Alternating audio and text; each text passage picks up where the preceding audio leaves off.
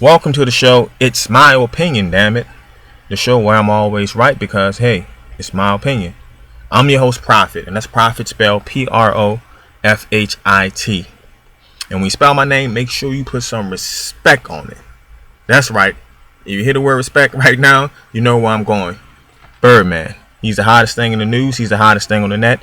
Everybody's been talking about him since he made his appearance on The Breakfast Club. Before I give you my opinion on the video and his appearance on The Breakfast Club, let me give you a little bit of background about how I know Birdman. Well, I knew Birdman well before he signed, or Cash Money signed a major label deal with Universal. Some of my homies from the hood, they were signing Cash Money.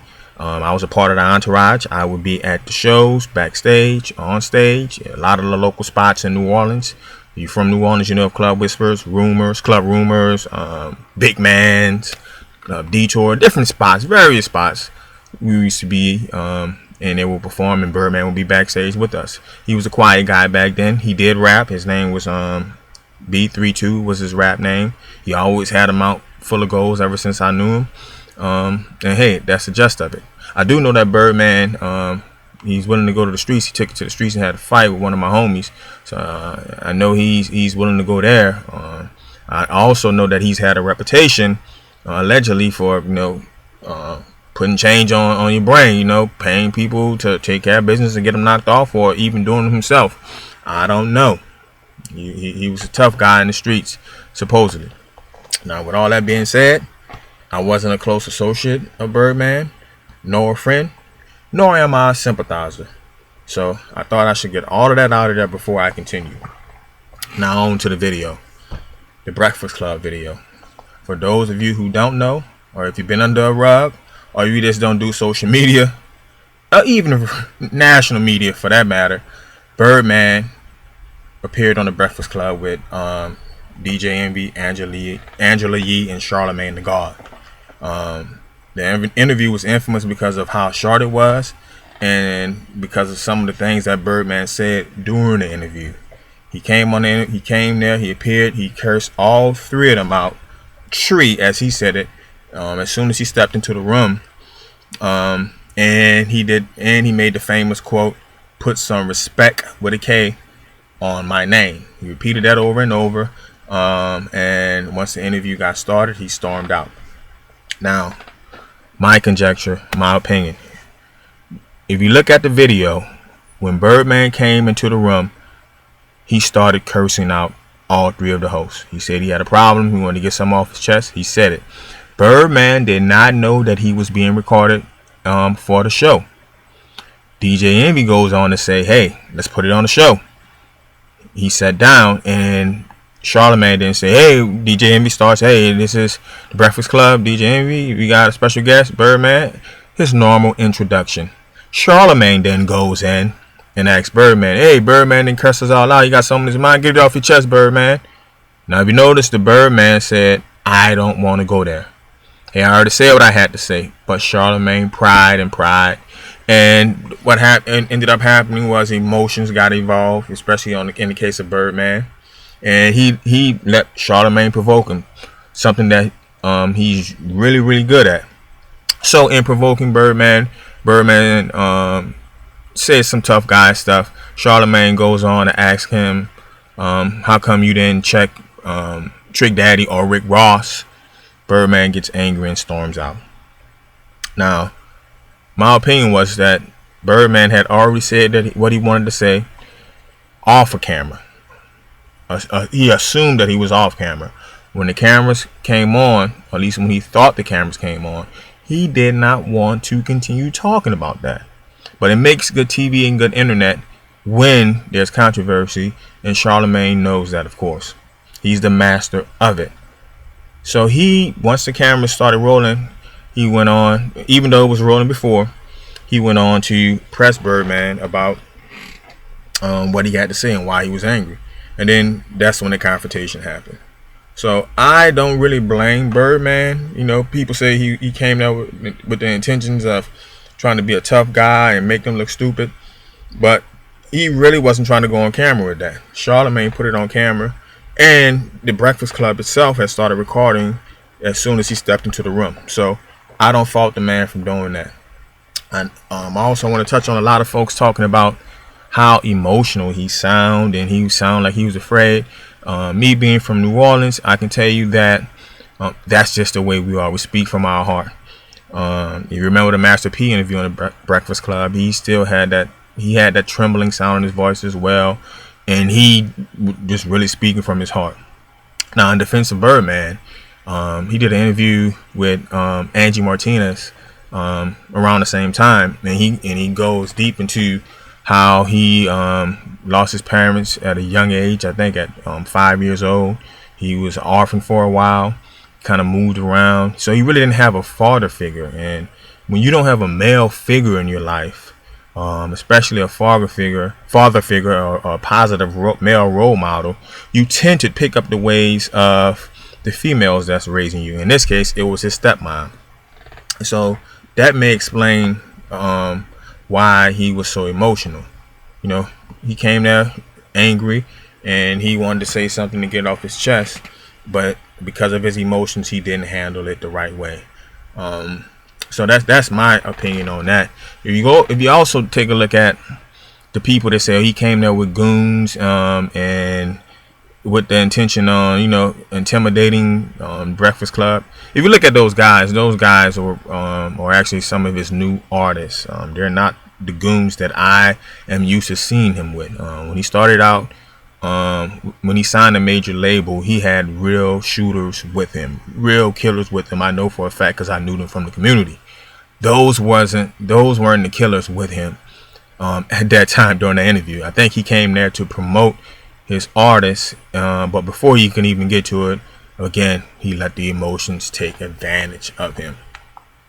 Also want to touch on a lot of people talking about Charlemagne being a tough guy for even asking him about Trick Daddy and Rick Ross, and my conjecture is it doesn't take a tough guy, especially when there's a room full of people. You see the beginning of the video, the cameraman, other people standing around there, DJ Envy, and plus it's being filmed. You don't have to be such a tough guy in a situation where that the likelihood of somebody doing some harm to you is really slim to none. Birdman's from the street. He knew and he knows better than to go somewhere and try to do something that will get him locked up, especially in a different state, especially New York, where the gun laws are so tough and black men are also targeted. So Birdman knew better. And plus Charlemagne and Birdman, they're both famous, man. Charlemagne knows that his fame will protect him in the event that something Birdman tried to do something. So hey, I don't really think that Birdman went there thinking that he's gonna hurt them or check them, but he just went there with that intention to get that off his chest. So people need to stop with the Charlemagne being tough. What Charlemagne did was provoke the man, because the man really did not want to go on camera talking about what he had talked about when he first entered the room. So I blame that on Charlemagne. And some people may see it differently, but hey, that's my opinion. Also, people talked about the way the lack of enunciation, or his vernacular, or the words and the way he said his words. Tree instead of three, and respect instead of respect. And I can tell you, being from New Orleans, we have our own type of patois, I would say, our own type of language. And there's some French, there's some Spanish, there's some Cajun, there's some Creole. I mean, it's all mixed in. And our mamas talk that way, our grandmothers talk that way, their parents talk that way, and we've been raised all of our lives to talk that way. You hear some guys, you go to New Orleans and you hear somebody say battery instead of battery, we out here. It's just our own lingo, for lack of a better term. You go to New Orleans and you can close your eyes and you hear a white person talking and a black person talking, and you wouldn't know the difference, to be honest with you, because that's just the way it is. So I kind of give him a pass on that. But at the same time, he revealed that he was, I guess, a high school dropout. He wasn't educated. The education system in New Orleans itself is not that good. So him not pronouncing words or enunciating his words, I give him a pass on that because I know that's just a New Orleans thing. You know, even me personally had not been to college with people from other states coming down, other young black kids coming down from other states. I would be talking the same way, and you may still hear it in my voice even to the day. And I can put it on. It's an accent. I can put it on whenever I want to. But yeah, so that's my piece on it. I want people to, you know, leave that alone. Us, you know, we as black people, we always, I mean, especially if you don't have formal education, we tend to kind of like think that someone is unintelligent when there's no formal education there. And we need to get past that. The man, he did something right. He, even with his lack of education or formal education or college education, I should say, he was able to create something that was very positive. And that's what God, I don't want to get religious, but that's what our job is, to create. We're here to create. He did that. Now, as far as his business practices, how can you fault a man who doesn't have formal education skills? You know, that's when formal education comes in. Unless you had a mentor to show you how to run a business, Birdman basically, and I don't know, but my conjecture is he basically did this from the ground up with his brother Slim, and they didn't understand the proper way or how, you know, they did street stuff. They paid people the same way they handle business in the streets. So these guys who now, once they become of age and they get their own lawyers and agents and things of that type, they look back and feel like, hey, I've been cheated, or Birdman didn't do right by me. But hey, the man did. He pulled you from the streets, from obscurity, and he made a lot of you guys successful. And, you know, he did the best he can do. Now let me move on from that. In regards to Trick Daddy and Rick Ross talking on a man's name, I blame that on, I guess, on Birdman, because once people don't talk on people that on what they don't know.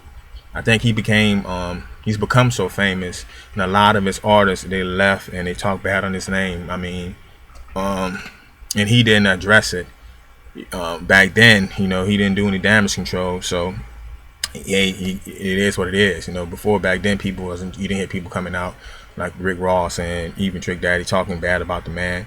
But once you think you know somebody, or you think you know him, you think you know him, you feel more comfortable speaking bad on that name, and I think he made that mistake. So I think Birdman needs to do some damage control from this point.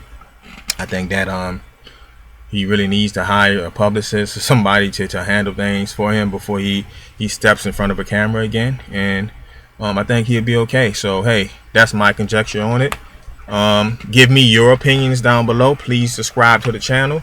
Again, it's my opinion, damn it. So I'm right, regardless of whether or not you think I am. But I want to hear what you have to say. Of course, leave your comments down below, subscribe, and thanks for checking me out. Peace.